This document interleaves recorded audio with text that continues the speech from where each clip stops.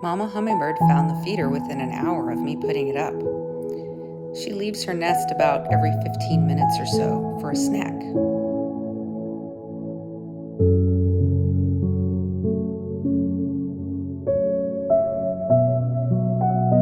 The eggs were laid about a week ago, so in another week we should have babies.